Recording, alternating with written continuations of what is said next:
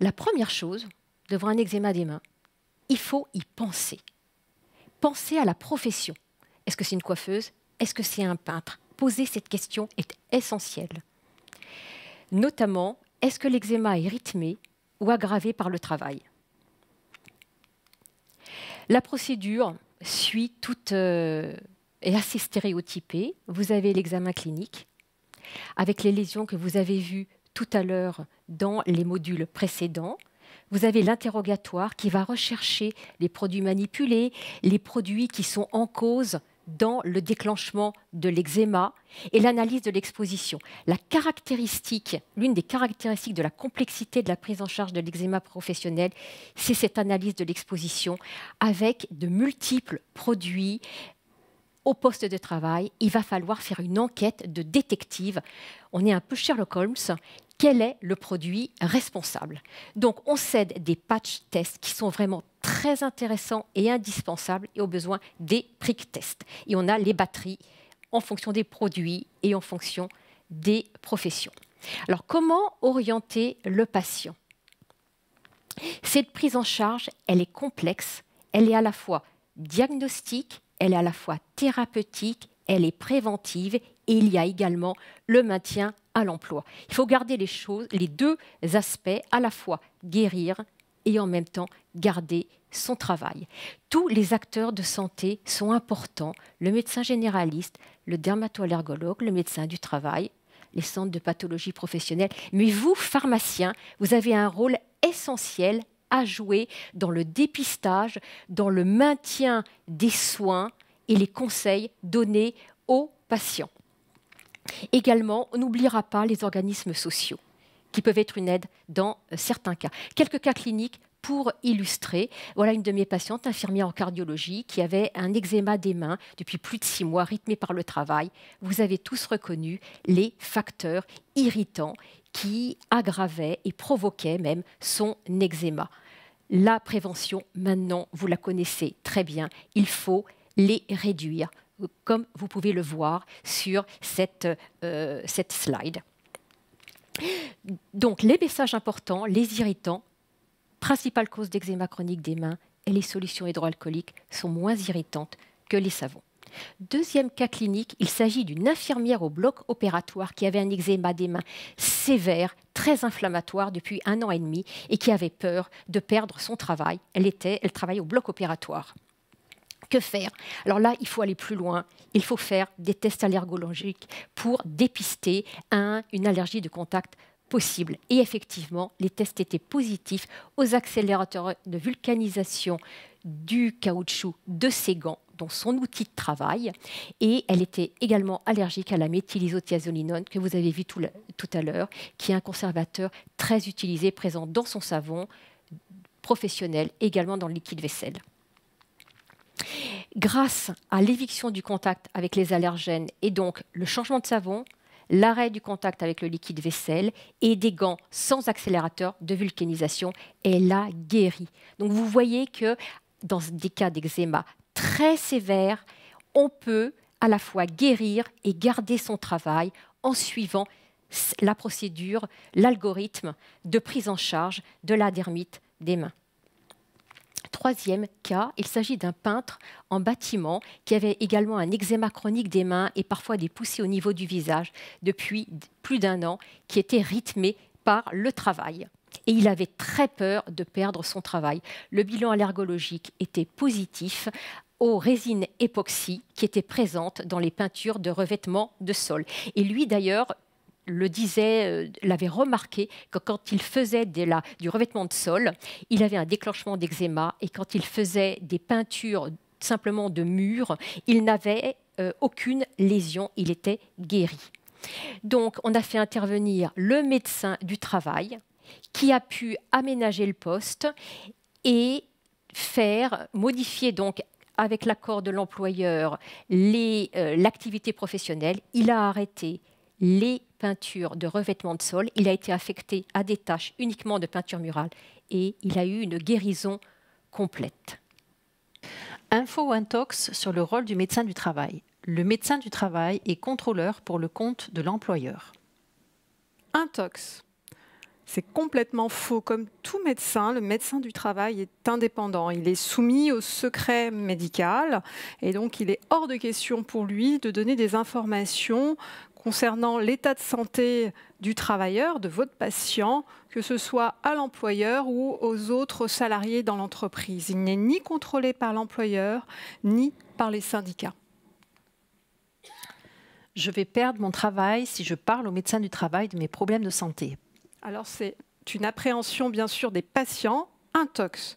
Le médecin du travail agit au contraire pour le maintien au poste de travail du patient, du salarié dans son entreprise. En effet, il va conseiller les travailleurs, le patient, quant aux mesures à mettre en œuvre dans l'entreprise et à son poste de travail pour adapter le poste, pour éliminer les produits allergènes ou les produits irritants et ainsi limiter l'impact que peuvent avoir ces produits professionnels sur l'état de la peau et éviter une dégradation de l'état cutané. Il propose à l'employeur des mesures pour adapter le poste de travail. Il va par ailleurs orienter le patient vers des spécialistes pour asseoir le diagnostic ou rechercher une étiologie en lien avec l'activité professionnelle. Dermatologue, allergologue, ou il peut les adresser dans des centres de consultation de pathologie professionnelle qui ont l'expertise, pour certains, en allergie professionnelle. Le médecin du travail veille à préserver l'état de santé des salariés. Info. Effectivement, c'est le médecin du travail qui a la possibilité d'aller dans l'entreprise. C'est le seul médecin qui est en capacité d'aller faire l'analyse des différents risques qui existent au poste de travail et dans l'entreprise tout entière. Il va ainsi rechercher les situations à risque d'irritation ou à risque d'allergie et qui pourraient aggraver une dermatite des mains. En effet, il anime et coordonne une équipe pluridisciplinaire composée de différents acteurs qui vont faire cette analyse du poste de travail et ainsi proposer des actions de prévention. En pratique, si on vous pose la question, quand contacter le médecin du travail ? Eh bien, à tout moment, en cas de problème de santé, qui pourrait être en lien ou qui pourrait avoir un retentissement sur le travail. Comment prendre rendez-vous avec le médecin du travail ? Eh bien, à tout moment, directement avec le médecin du travail. Le salarié peut en faire la demande en informant ou sans en informer son employeur. En résumé, le médecin du travail assure le suivi de l'état de santé des patients, de ses salariés dans les entreprises qu'il suit. Il va pouvoir réaliser des études du poste de travail, réaliser une enquête étiologique en faisant l'analyse des différentes substances qui sont manipulées dans le poste de travail et ainsi identifier les éventuelles substances irritantes ou allergisantes. Il va adapter le poste de travail pour aider au maintien dans l'emploi et au reclassement et éventuellement adresser votre patient, vers des structures de maintien dans l'emploi telles que la MDPH ou auprès des assistantes sociales. Pour conclure ce module sur la dermite des mains, nous vous proposons de regarder un cas de comptoir. Il s'agit d'une jeune coiffeuse qui a les mains abîmées. Elle vient à la pharmacie pour une ordonnance de vaccin pour son enfant.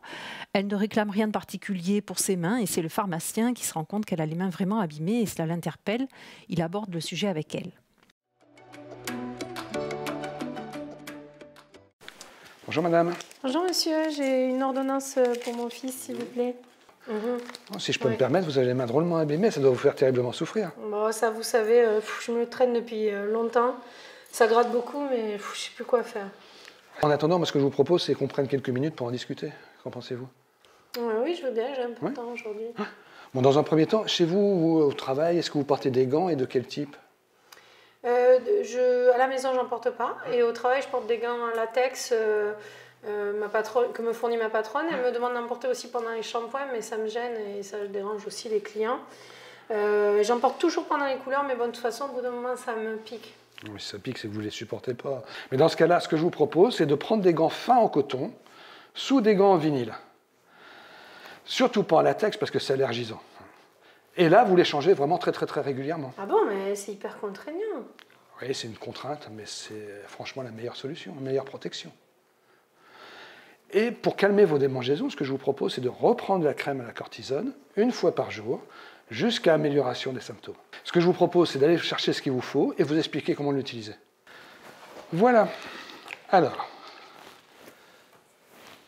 le pince en savon, pour vous laver les mains, c'est très doux, c'est non agressif. D'accord. Les fameux gants en coton que vous mettez sous les gants en vinyle. Alors, n'oubliez pas de prendre une taille supérieure pour pouvoir les enfiler facilement. D'accord. D'accord ? Et quand vos mains iront mieux, la crème hydratante protectrice que vous utiliserez après chaque lavage de main. D'accord. Alors, et puis n'oubliez pas de prendre votre rendez-vous chez le dermatologue. Merci beaucoup pour votre aide, je vais essayer. D'accord. À très bientôt. Merci. Au revoir, Madame Martin. Monsieur. Vous avez vu à travers cette vidéo qui synthétise les messages à retenir qu'on a voulu vous faire passer à travers ce module. Donc, comprendre et reconnaître la dermite des mains pour pouvoir l'expliquer aux patients, l'aider à observer ses mains pour qu'il puisse agir en conséquence, savoir l'orienter dans son parcours de soins, que ce soit vers un dermatologue, un allergologue pour procéder à des tests allergologiques ou la médecine du travail. Vous aurez également constaté qu'on a pu guider le patient sur les bons gestes de protection, donc les bons gestes de lavage, les bons gestes d'hydratation et le port des gants de protection. Et enfin, vous aurez pu assister aussi à des conseils pour rassurer les patients sur l'utilisation des dermocorticoïdes, comment les utiliser, la bonne dose et surtout à quel moment les utiliser. Comme pour chaque module, nous vous proposons un outil qui est à télécharger sur la plateforme PopTraining. Vous le trouverez dans la tuile outils pratiques qui est dans le module 7. Cet outil a été réalisé sous un format de dépliant de feu tricolore. Cette signalétique permet aux patients d'être guidés en observant ses mains et à agir en conséquence de ce qu'ils observent. Donc lorsque les mains vont relativement bien, pour maintenir un bon état des mains, les bons gestes à observer, donc le lavage, l'hydratation et le port des gants. Lorsqu'on commence à observer quelques signes au niveau de la sécheresse des mains et une fragilité de l'état cutané au niveau des mains, comment faire pour ne pas aggraver cet état? Donc avoir recours à des crèmes hydratantes et les bons gestes et les bons produits à utiliser. Et puis si vraiment cet état des mains s'aggrave, ne pas hésiter à contacter un médecin et à consulter pour mettre en place un traitement et puis rechercher d'éventuels facteurs déclenchants et aggravants. Au verso de ce document, vous retrouvez des informations intéressantes qui pourront être utilisées par les patients. Donc, un QR code qui permet de télécharger directement l'application AllergoBox. Le site internet de l'INRS pour télécharger des fiches intéressantes. Et puis, le site internet également de l'AFPRAL, qui est l'Association française de prévention des allergies, qui est une association de patients qui peut venir aussi en soutien et partager des expériences, voire d'autres patients. Avant de terminer, pensez à réaliser le quiz d'évaluation des compétences à réaliser. Donc, c'est le même quiz que vous avez fait avant le module. Ça vous permettra de voir quelle évolution vous avez eue par le biais des compétences acquises lors des différents chapitres de ce module. Et puis, nous vous remercions pour votre attention. Et vous pouvez tout à fait poser vos questions en écrivant à l'adresse contact@pop-training.org. Nos experts y répondront de façon tout à fait étayée. Merci pour votre attention.